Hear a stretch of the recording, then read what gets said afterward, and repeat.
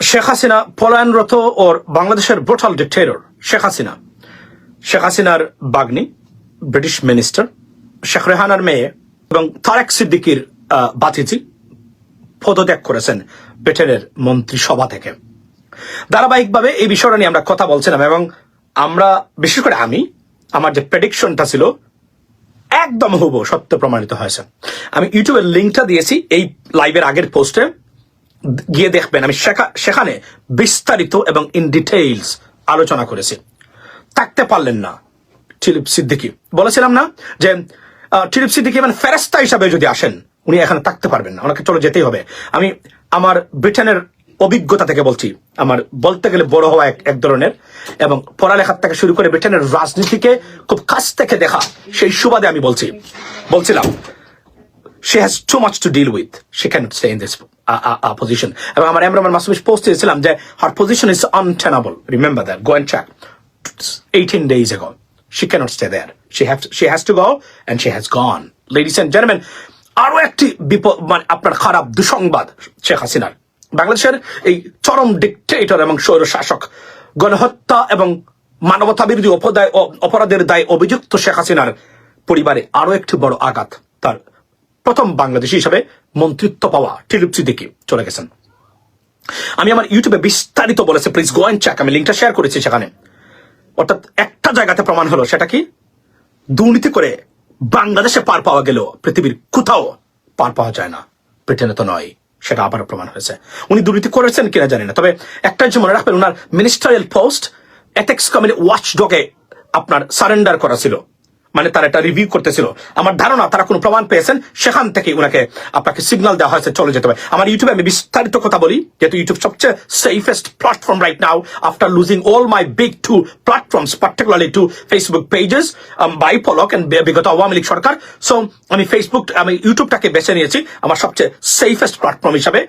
যারাই দেখুক না কেন, make sure go and check and stay connected with YouTube channel, so you will find everything. Ladies and gentleman, একটা জায়গাতে প্রমাণ হয়েছে আপনার দুর্বৃত্তায়নের জায়গা বাংলাদেশ ছাড়া পৃথিবীর কোথাও নেই। বিচার বিভাগ এবং এই 7 বছর আগে সংগ্রাম শুরু করা, 6 বছর আগে সংগ্রাম শুরু করেছিলাম সিস্টেমের বিরুদ্ধে বাংলাদেশে, এই সোশ্যাল মিডিয়া কেন্দ্রিক আমরা প্রথমে, এবং একটাই যে সিস্টেমটাকে উন্নত করতে হবে, বিচার বিভাগটাকে বাংলাদেশের মানুষের জন্য নিবেদিত করে দিতে হবে।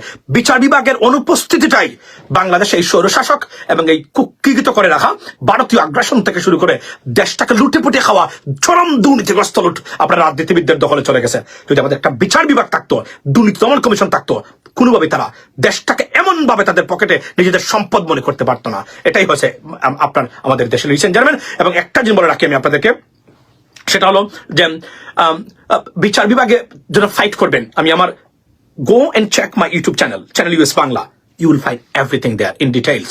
এবং বারবার বলছি, বিচার বিভাগ থাকলে কি হতে পারে তার একটা উদাহরণ আমেরিকার ইতিহাসে সবচেয়ে পাওয়ারফুল প্রেসিডেন্ট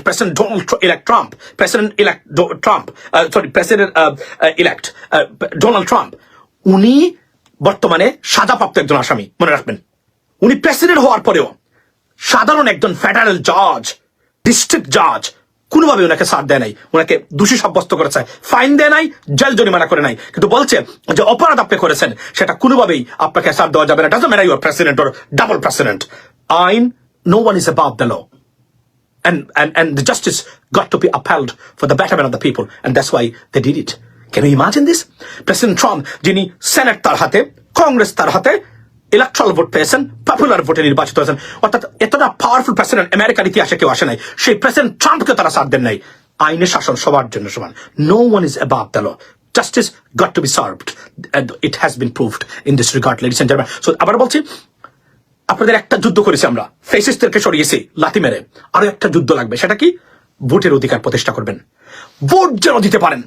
মেক শিওর কালো টাকা, রাজনৈতিক শক্তি যারা আপনার ভোট কেড়ে নিতে না পারে, 500 টাকা দিয়ে ভোট বিক্রি করে এই দুর্বৃত্ত চোর বাটপার রাজনীতিক নামক দুর্বৃত্তদের প্রাণীদেরকে ক্ষমতায় আনবেন না। ভালো মানুষকে ভোট দেবেন, মার্কা দেখে নয়, ব্যক্তি দেখে ভোট দেবেন। Please promise from today, and also be prepared to go on a war, not war with arms. It's a war against this most disgruntled, brutal, disgraced, incompetent politicians and political environmental establishment in our country. If you can do that, so that you will do that not for you. You're going to do it for you, your kids, and your grandkids, to give them a prosperous, prospective Bangladesh and a country. If you fail to do so, এই রাজনীতিবিদরা আবারও আসবে, এসে আবারও সেই 50 বছরের গোলামি জিঞ্জিরে গোলাম বানিয়ে দেশটাকে লুটপাট করে খাবে এরা। Be careful, wake up, stand up for the betterment of your people, not for you. আপনার নতুন প্রজন্ম এবং আপনার প্রজন্মের জন্য। এবার যদি ফেল করেন, এটা ডেলিভার করতে ভুল করেন, এই সুযোগ হয়তো আর কখনোই পাবেন না। যেভাবে ভারতের হাতে পেটে চলে গেছিল বাংলাদেশ, সেখান থেকে আমরা যে কোনভাবে হোক আমরা নতুন প্রজন্ম মিলে এটাকে উদ্ধার করেছি। You have to avail this opportunity and make Bangladesh better, safer, progressive, prospective for all the generation. Ladies and gentlemen, fight for your rights. That's our mind, ladies and gentlemen. এবং আবার বলছি, দুর্নীতি, লুটপাটকারী এবং এই দুর্বৃত্তায়িত রাজনীতিবিদরা নিপাত চাক, বাংলাদেশের মানুষ মুক্তি পাক।